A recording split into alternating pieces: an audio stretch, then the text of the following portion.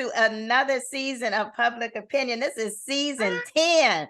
Can you believe that we are up to 10 seasons? That's crazy.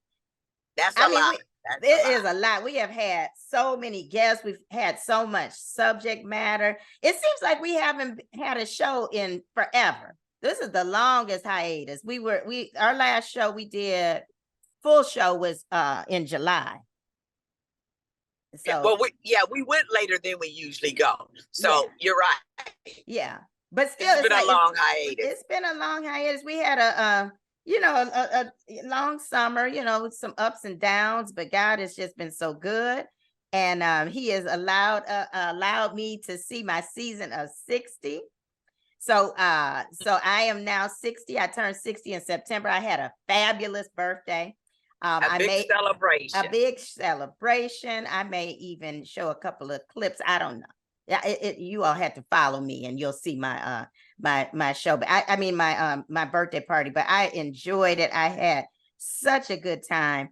It was everything I wanted it to be, and I just thank you, Vanetta. You are such a good friend. She did a concession stand for me, went along with the theme of my party. And but it was wonderful. So we are talking about our seasons. This is the fall season. This is a new season of the Public Opinion Show, and this is the season of 60. So all of the shows this season are going to be centered around turning 60 or dealing with issues that affect people of a certain age. What do they say? Women of a woman of a certain age. A woman of a certain age, right? So, and we're pulling that off for sure. Yes, we are.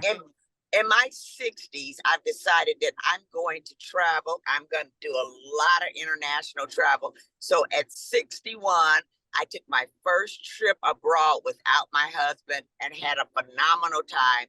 So that is the reason for my new hair. I went to Dubai, and I'm telling you, it is that now it's time to live our life to the fullest. Yes, live it to the fullest. And this is Vanetta.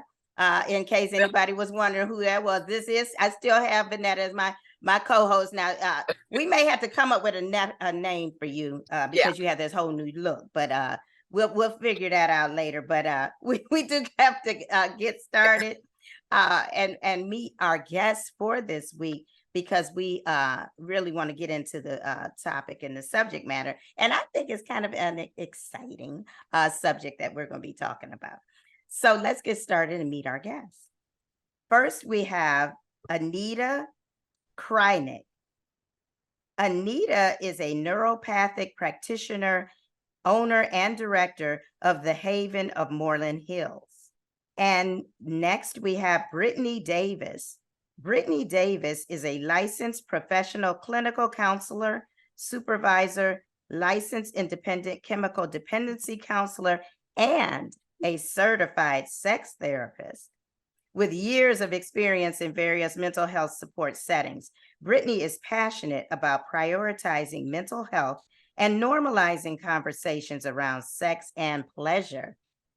All right, so I'm looking forward to this conversation that we're going to have. So let's get started. Oh, well, welcome, ladies. Welcome. Thank you both so very much for being participants on the show this week. I'm looking forward to this conversation that we're going to have. I think that it's a conversation that people really, really want to have, but they just don't, they just go about their lives and they're just like, well, we're just not going to really say anything about it or talk about it. But thank you all so much. And I know you all are probably wondering, well, what is the question? Well, this wouldn't be the Public Opinion Show if we did not have the Public Opinion Question of the Week. So I am going to show what the Public Opinion Question of the Week is. What can men and or women do to restore or retain their sex drive after 60? All right, that I believe is a wonderful question. And as I am in my season of 60, I can attest to the fact that I need to have some guidance on this topic. So I am going to get started and ask that Brittani, I'm going to give you 2 minutes to answer the question. Go ahead. All right. Well, yeah, this is a great topic, and I think it's something that everyone needs to talk about. And so just normalizing talking about sex in general and after 60. So a couple of things I really want folks to keep in mind when thinking about sex drive and how to retain, restore would be staying curious about your own pleasure and your partner or partner's pleasure and the things that you like and that they like.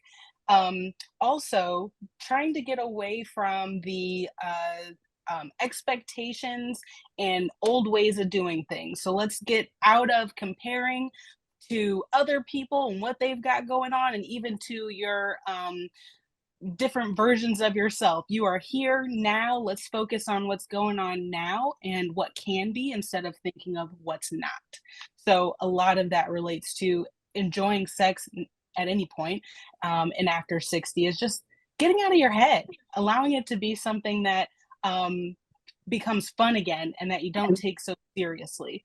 So when you compare yourself to maybe what things used to look like, that eliminates the opportunity to reimagine what sex can look like now. So stay curious, challenge those expectations, and get ready to have some fun.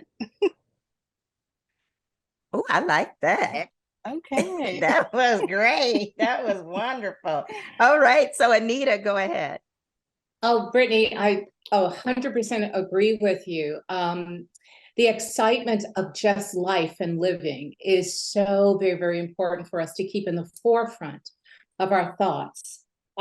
Being a naturopathic practitioner, I understand how wellness in all aspects, in our mental, emotional, physical, and spiritual aspect of life, will drive us toward being that adventurous person, to be open and willing to give and to share. And just because, as you said, things don't quite look the same as we did in our 20s, 30s, 40s, I'm knocking on 17 months before 70. So I'm looking forward to moving into that new decade. So yes, still just keeping a positive attitude, understanding that things change, but embrace the change and enjoy life. Oh my, that was wonderful. But I am stuck on, wait a minute. Are you saying, wait a minute. Wait a minute. Are you saying you're 68? Because I'm just all In a messed half, up. yes. I'll be 69 shortly, yes. Oh my goodness. That's all I can. You have blown me completely away. No, I'm gonna be you. Okay. Yeah.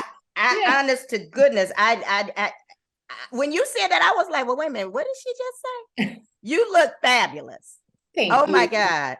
And I'm sure you hear it all the time. Yes. But you know what? I really like what both of you all said about not getting stuck on maybe what used to be.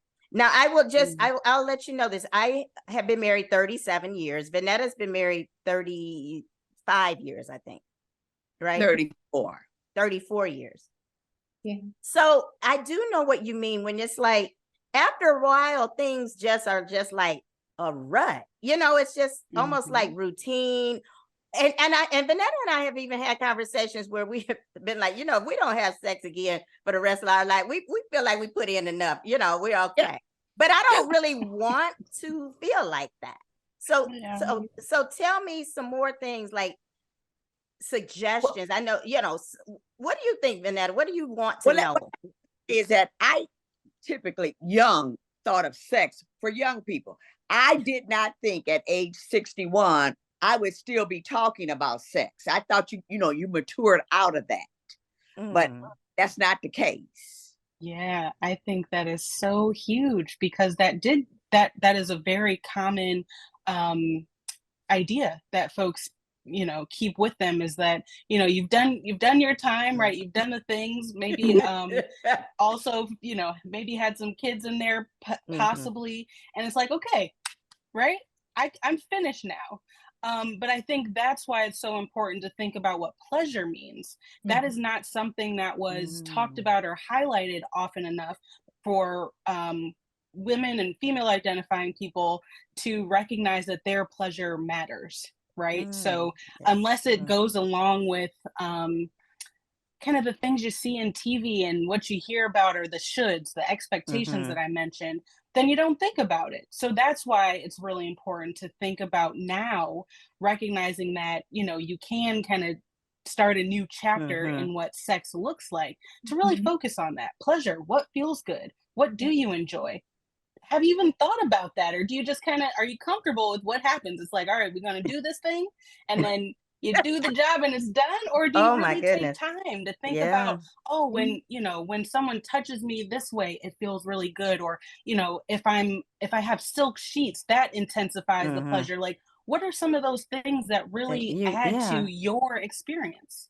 Yeah. And Anita, yeah, you want to speak on that some more as well? Oh, sure, sure. Um, you mentioned, my goodness, pleasure and how that is interpreted. Um, Mhm. just we understand when we hit 60 and going forward, time is precious to us. So why don't we slow down like we normally have, but take the time to spend the time. Mm-hmm. If it is tactile touch that is pleasurable to us, let's be able to share that. Communication is so Mhm. vitally important as well. Um, it could just be things like sensual, not only just sexual, but sensual things. Mm-hmm. Applying essential oils, or feeding a person their favorite food, or just gazing into that Mm. person's face and in his eyes, just to see if you can kind of tell what that person is thinking and what you're thinking at the particular time. So basically, you kind of play this um, uh, uh, activity of just getting deep into what that person is needing at that particular time, what they're feeling, and then how Mm. in turn that they can share that with you as well. So time is so very important. As we get Yeah. older, it seems Mm-hmm. like we gain a little bit more of downtime, because we're not going through well, we are going through rat race, but I'm not like we did when we were Mm-hmm. young kids and things such as that. So just break off some of that time for that other individual. Yeah. Men especially don't understand that you have to get a woman ready throughout the day. You know what I mean? It's not just once you get in the bed. It's almost like it's still like a foreplay of, give them a call. Mhm. Or like you said, and for women as well, sometimes just even putting on a certain scent, or, I just think that especially when we get older, we forget that we still do have to court. You still have to have the courting aspect of a relationship, and you just have to make somebody feel like they want to do something. You know what I mean? And sometimes I tell my husband, you cannot ask me why I didn't buy this at the store, get on my nerves, and then think, okay, now it's 11 o'clock, so let's just do what we got. It's like, Exactly. I know you don't understand that I may not feel like, after I have just argued with you, feel like, we should do anything else. So, sometimes we retreat to our respective areas in the house. The kids are gone. So, sometimes I do believe that you just have to rediscover yourselves or something. Hmm. I love everything that you all are saying. And going back to Anita for a second, what I think about is overall connection. So, to her point, a lot of folks think about intimacy as just sex, and a lot of times Mhm. penetrative sex. But it is. What are those things that you are doing to spend quality time? How are you connecting on a deeper and emotional level? And then what you were mentioning, Pamela, about kind of getting in the mood. All of those Mhm. things, add up to really feeling in your body that you desire your partner, Mhm. or desire pleasure. So, what I talk about with a lot of clients would be, foreplay can happen all day, Mhm. right? There can be constant buildup, and so if you're at work, what kind of messages might you be sending to one another, right? I can't wait to see you because, Yeah. right? When I see you, I can't wait to do this, right? What are some of those things you're doing Mm-hmm. to intrigue and let your partner know that you are looking forward to even being around them? And so even with greeting one another, once you do get home from work, a lot of times you get into that routine. It's like, all right, good to see you, hug, kiss, but spend a couple more seconds to really feel and Yeah. embrace your partner, right? Yeah. Potentially even get under that shirt and feel some skin. Take another second to add another peck, because sometimes you get into that routine of that one quick, Mm-hmm. kiss Mhm. before you go about, making dinner or Yeah. whatever other chores or things are happening. So it's rediscovering and getting out of that routine, because it's so easy to do. Yes. But if you just make that intentional move to being more present, it Right. makes the world a difference. Yeah. Well, that's very interesting because um, I see myself coming home. I kiss my husband real quick, and then I go do whatever it is I have to do. Yeah. But when I was younger and our kids were younger and busy, it seemed like sex was more of a treat because we had to sneak and do it at quiet at night or sneak away, and those kind of things. We have all the time in the world Yeah. now, but Mm-hmm. it's not as I don't know, a forbidden fruit. Maybe that's what it was more so. Right. And that's what I was saying, Vanetta. I was telling them too. Now we don't have anybody, we are empty nesters. But we find ourselves going to, like, he'll come down here, watch TV. I'll be upstairs, and then that's it, and or sometimes it'll even be something like, well, we doing something today. It's just that it's like, well, where is the romance? Where is Right, anything? the romance. I think my husband's think, oh, I'm past romance. I've got you Yeah. 34 years in. Come on, you know what? Right. It's But like it's time. couples over 6, how often does the typical couple have sex? I read something one time that said once a year. Oh my Jesus. Well, there's this article that I had sent to you, Vanetta, to read. Also, is through AARP, and there was an article in here that said the percentage of Americans 50 to 59 who aren't having sex, and of course it's more than 41% of women in 2022 aren't having sex during that age, and men it's 18%. So it's still men are trying to do it more, but I do believe just women sometimes think of it just differently than men do, Men We have think of, it's still more sex, animalistic, where women still kind of want more, right? More Otherwise it's like, leave me alone, Mm-hmm. Like, yeah, if Well, you got at me 5 minutes ago, nothing is about to happen here. Okay. So Anita, if okay, tell me what you would do, like if we were a couple and we came to see you, or if I came to see you or whatever, what would your typical, like, is it a treatment plan, or what do you call what you do? yes. It's just basically talk to get to know one another session.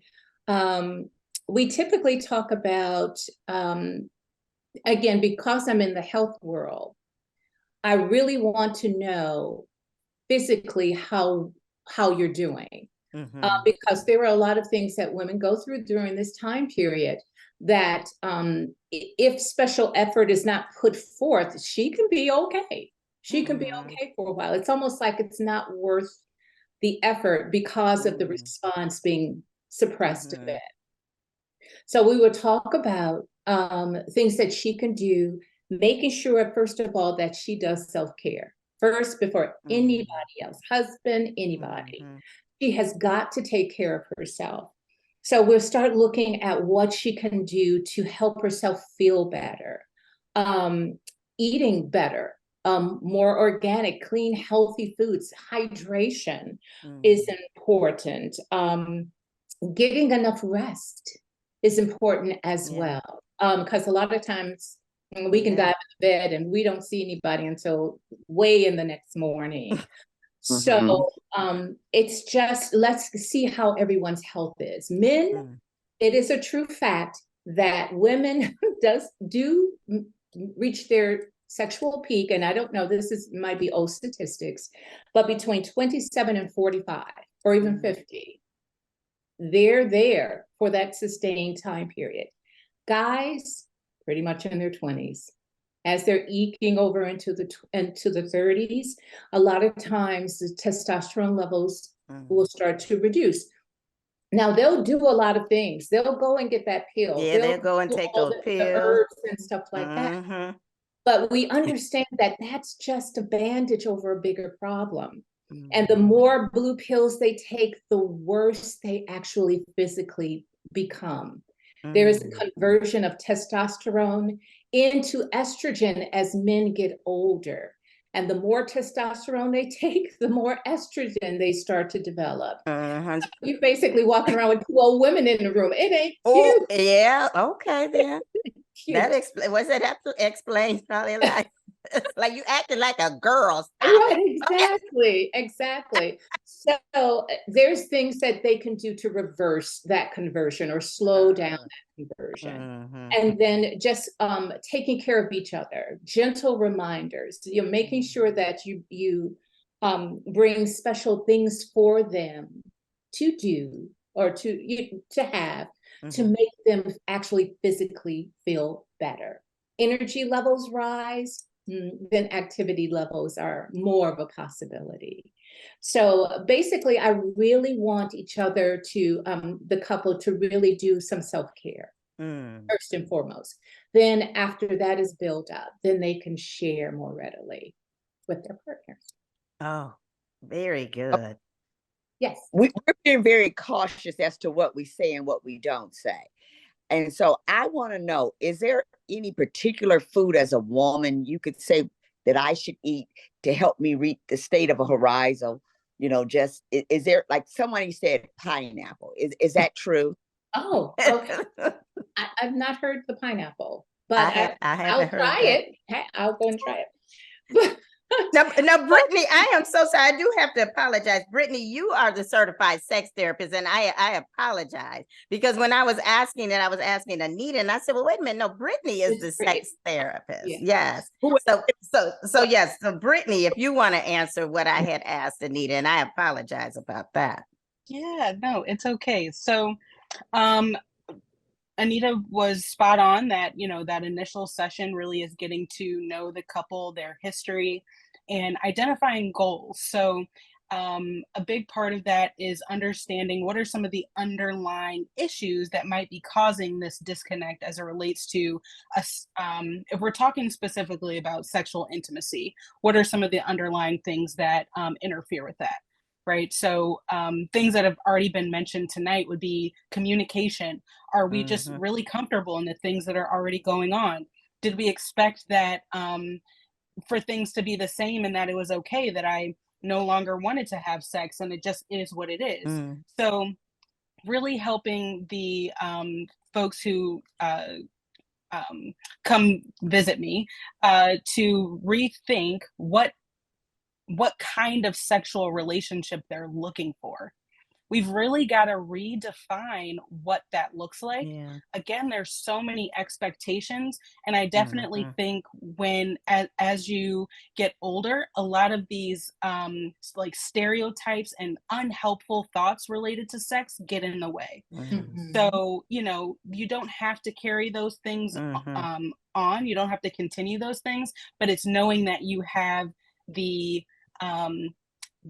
power and the right to say, hey, I want to change things up, right? I expect you to, have quality time with me and tell me the things that you love about me and do all these things, right? To build the connection and the intimacy and the desire again. It's also important to consider that desire looks different over time. So for some folks, it may have felt before a bit more automatic, right? And so there might be a little more work that takes place. And so that's why also considering that foreplay can happen all day. And even if sexual intimacy is the goal, foreplay can be a bit longer so that there isn't as much pressure for the penetrative part to last forever. And it still be an enjoyable, intimate, pleasurable experience. So meeting the folks, figuring out what it is that they really want to work on, identifying some of those underlying things. Because a lot of times people are like, well, we're just not having sex. Okay, are you communicating? Do you Yeah, like your that's true. partner? Are you, are you talking through the conflicts Yeah, that you're having? So there can be yeah, some things that, are happening under, on right. the side too, that are impacting that. So just becoming aware of all that and figuring out where to get started. Now, Vanetta, you were about to say something. I'm sorry. No. My one question is, if both partners are healthy in the course of a life cycle, are we typically just supposed to have sex all the way through? Is there a point you just say, okay, at 90 you just don't? What you say? I'm getting to the age now. It's over. It's it. Yeah, You I mean, certainly have right. the right to decide that, right? There is nowhere that says this Oh is my set in goodness, stone that's that fun. you've got to keep doing it until, you can. But that's really up to you. I think a lot of Yeah. times, or before, the idea of no longer having sex came from a place of not recognizing that sex can be for you too. Mhm. And so even if you kind of shift that mindset, recognize the things that you enjoy, and the things you find pleasurable, and you're still like, Mhm.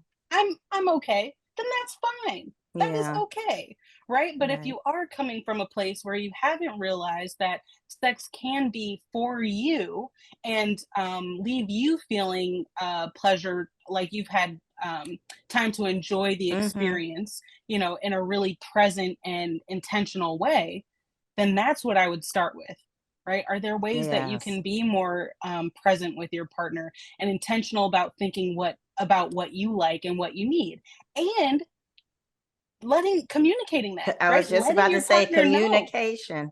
Yeah. Everything comes back to good communication. Yes. You're Yes. right. And Absolutely. if people don't say things, and that's the thing, it's not like it should be something that you should be afraid to talk about, especially with a partner that you've been with for a long time. And like you said, it becomes different.